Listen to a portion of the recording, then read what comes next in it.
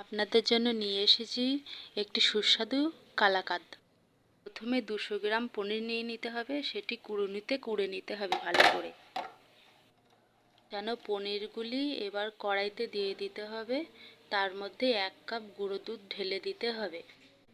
এবার ভালো করে মিশিয়ে নিয়ে 150 গ্রাম লিকুইড দুধ ঢেলে দিতে হবে। সব উপকরণগুলি ভালো করে মিশিয়ে নিয়ে গ্যাসটা ধরাতে হবে। গ্যাসটা ধরিয়ে ভালো করে নাড়তে হবে। নাড়তে নাড়তে যখন উপকরণগুলো একটু দানা দানা মতো হবে তখন চিনি দিতে হবে। চিনি দিয়ে আবার একটু নেড়ে যখন একটু শুকিয়ে আসবে তখন একটু এলাচের গুঁড়ো, 2 চামচ ঘি দিয়ে ভালো করে নেড়ে রসটা শুকিয়ে গেলে পাত্রে ঢালতে হবে।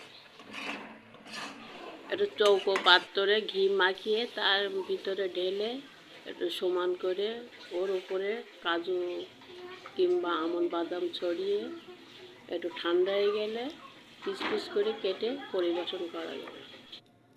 আমাদের কালাকাদ তৈরির রেসিপিটা যদি আপনাদের ভালো লেগে থাকে তাহলে লাইক, কমেন্ট, সাবস্ক্রাইব করে দেবেন।